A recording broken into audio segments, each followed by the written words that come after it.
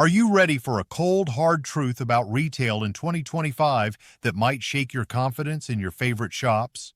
These store chains have shut down multiple locations this year, and here's what you need to know.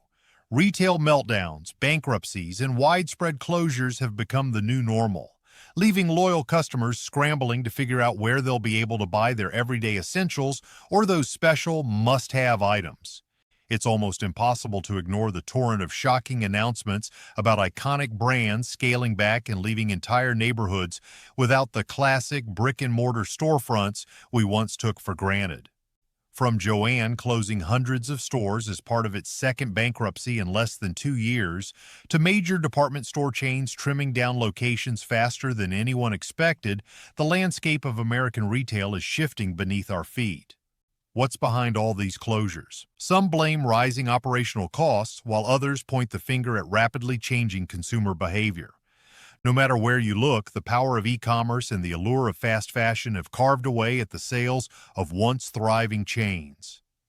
In the midst of this shakeup, you have the usual suspects: department stores and legacy fashion brands that have struggled to keep up with Amazon, online resale platforms, and new direct-to-consumer startups popping up every month.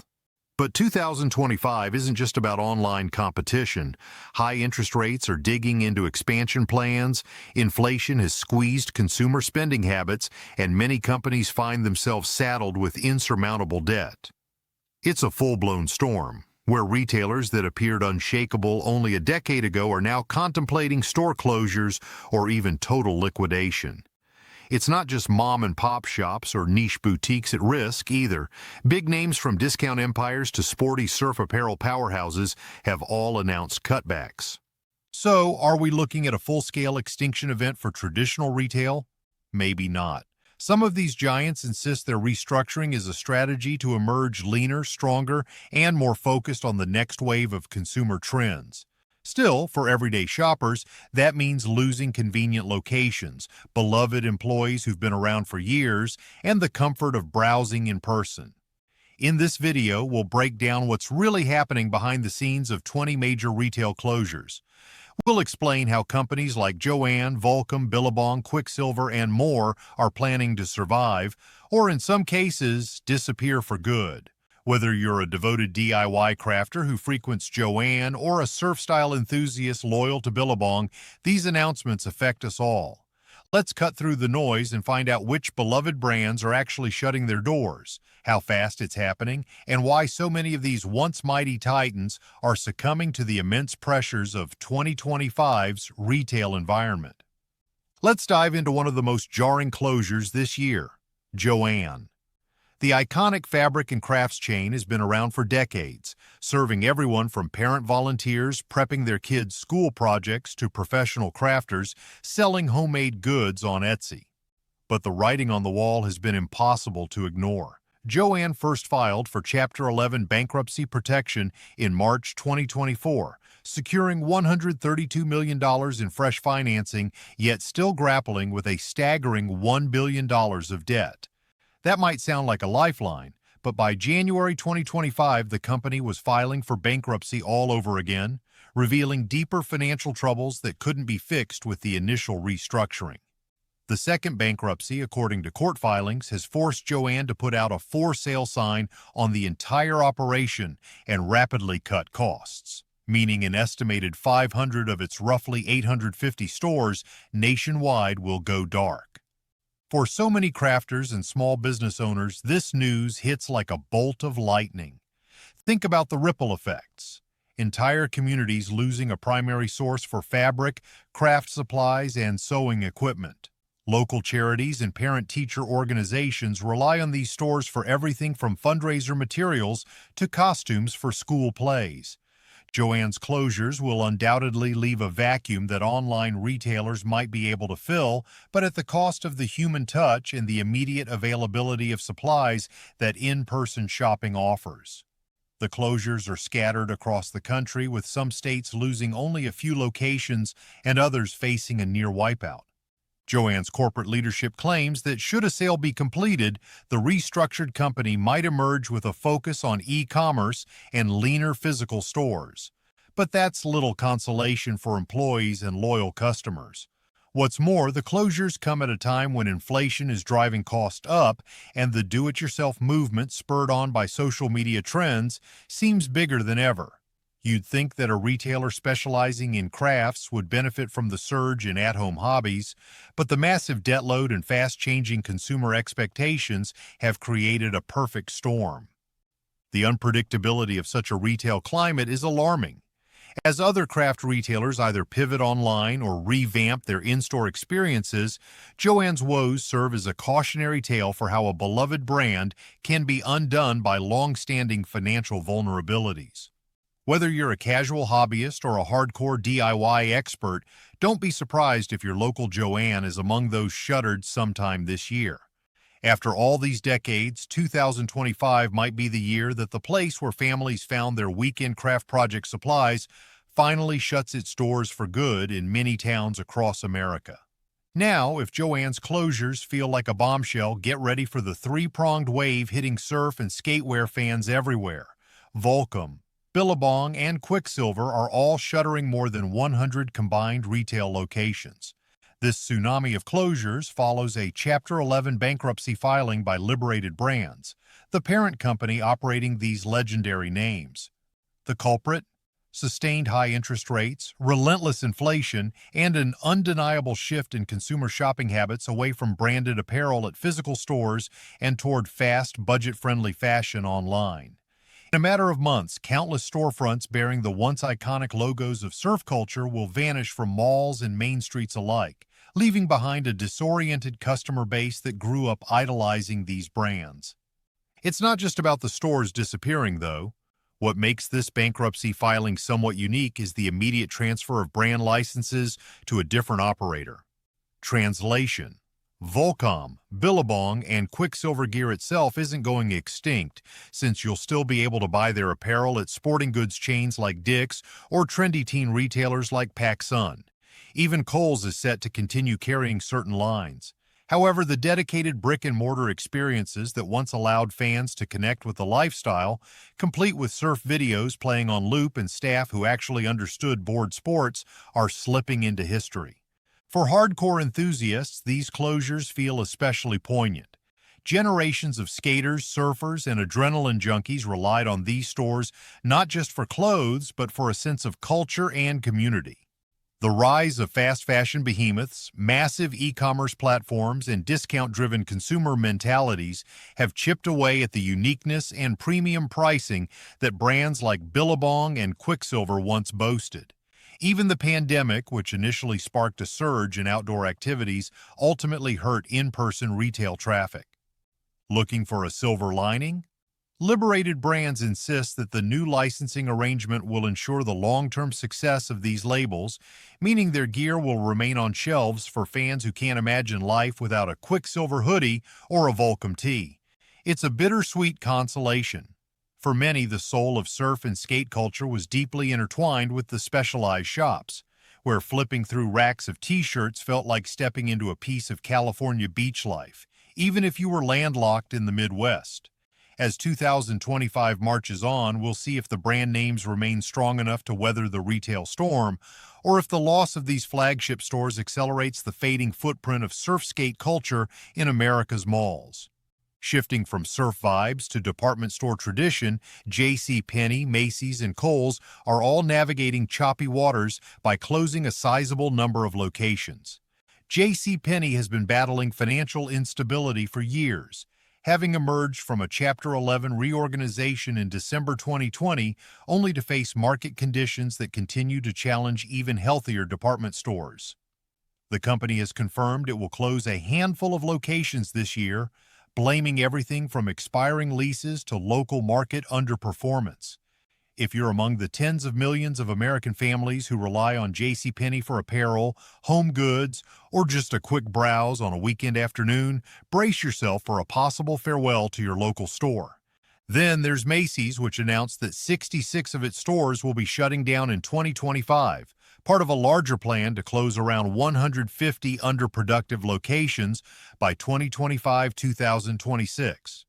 This wave of closures spans from Philadelphia and Detroit to major coastal cities, signaling a widespread strategy to scale back before trying to refine its business. Macy's leadership argues that streamlining will help focus attention on the chain's top-performing stores and online platform, but for many of us, Macy's is still the epicenter of holiday shopping, wedding registries, and back-to-school sales. Seeing multiple Macy's anchors disappear from major shopping centers is another ominous sign for department store culture as a whole. Kohl's, headquartered in Wisconsin, is no exception. The brand declared plans to close 27 underperforming stores across the United States by April 2025, representing around 3% of its massive store portfolio. While that might not seem huge at first glance, each closure leaves a real impact on local shopping ecosystems, especially in smaller or mid-sized communities where Kohl's stands out as a primary retail destination. Corporate statements pin the blame on shifting consumer spending habits and the necessity to maintain a robust bottom line in a time of economic uncertainty. All three of these department store giants point to a familiar, overarching problem: the unstoppable march of e-commerce and the downward pressure of high operational costs. JCPenney is fighting for relevance. Macy's aims to become leaner and meaner, and Kohl's is trimming the fat before it drags the entire operation underwater. It's become clear that no legacy name is too big to fail, and 2025 has them all sharpening their pencils, rewriting business plans, and asking themselves how to remain relevant in an era where foot traffic alone can't keep the lights on. Let's turn our attention to another cluster of closures that might leave you rethinking your everyday routines: Walmart, Walgreens, Starbucks, Denny's, and Dollar Tree. Yes, you read that right. Retailers and restaurants we've come to rely on for a wide range of essential and indulgent experiences are trimming locations left and right. Walmart, the ever-present retail giant, has closed 6 stores so far in 2024, with additional closures looming. While this may seem minor compared to its colossal footprint, the significance lies in the fact that even the biggest, most sprawling chain in America is feeling the pinch. Reports suggest Walmart will pivot to building or converting more than 150 stores over the next 5 years, signaling that even the mighty discount titan has to adapt to a fluctuating market. Then we have Walgreens announcing it plans to close 500 locations in the 2025 fiscal year, part of a larger goal to shutter 1,200 stores by the end of 2027. This move highlights a shift in consumer preferences for online pharmacy services, as well as increased competition from other drugstore chains and big-box retailers that expanded their own health and wellness sections. The closures inevitably stir concerns about prescription access, especially in communities where Walgreens serves as a primary or even sole pharmacy option. It's not just retail either. Starbucks has joined the fray, declaring multiple store closures in 2025 in an effort to optimize operations. Though it's not the first time Starbucks has shuttered underperforming locations, 2025's round feels more urgent. Rising costs, workforce challenges, and evolving consumer tastes, such as the surging popularity of local craft coffee shops, have forced Starbucks to rethink its omnipresent strategy. Meanwhile, Denny's is taking a hit as well, having closed 88 locations in 2024 and projecting further shutdowns of up to 90 restaurants this year. Despite a plan to open a smaller number of new spots, including KK's Breakfast Cafe, which was acquired in 2025, the reality is that the classic diner experience is struggling in certain regions, where fast casual or artisanal brunch spots have siphoned off younger crowds. Lastly, even the deep discount favorite Dollar Tree aims to close select underperforming locations in 2025. For a chain that built its reputation on the concept of everything costing a buck, a price that's no longer entirely accurate, by the way, the shifting landscape of low-cost competition is a real threat. All these shutdowns underscore a stark truth. No matter how widespread or culturally embedded a chain is, the retail climate in 2025 spares no one.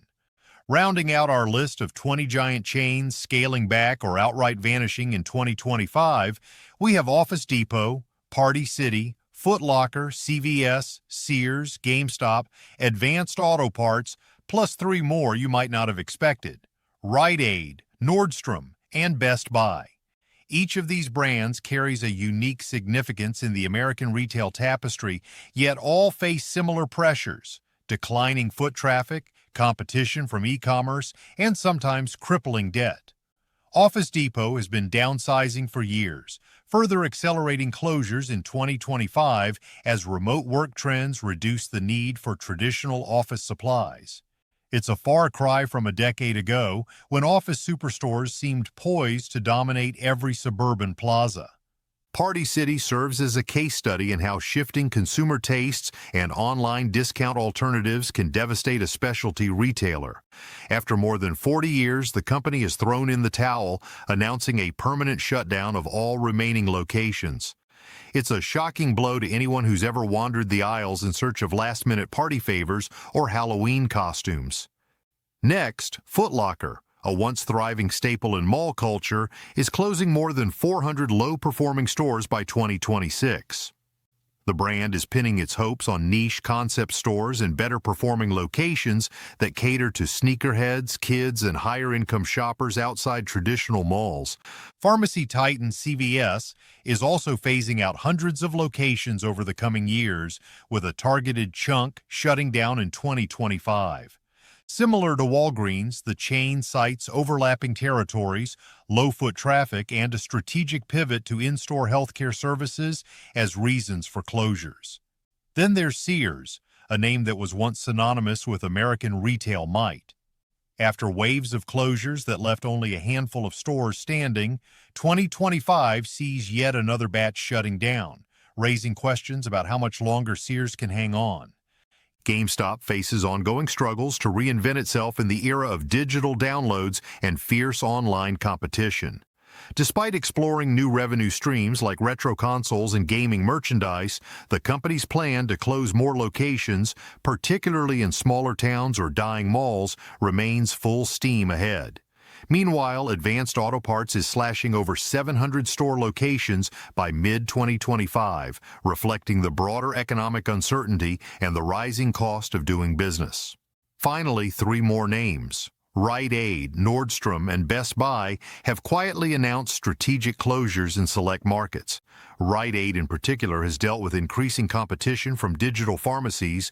Nordstrom is reevaluating high-end retail experiences in a shifting market, and Best Buy is rethinking large-format electronic stores in favor of streamlined customer experiences. Ultimately, these shutdowns illuminate a stark reality. Even if a retailer has historical significance or a seemingly unshakable brand identity, 2025's retail climate is more about adaptability than nostalgia. As each chain attempts to survive or gracefully bow out, consumers are left grappling with dwindling local options, evolving online alternatives, and a future where convenience might trump tradition in a lasting way.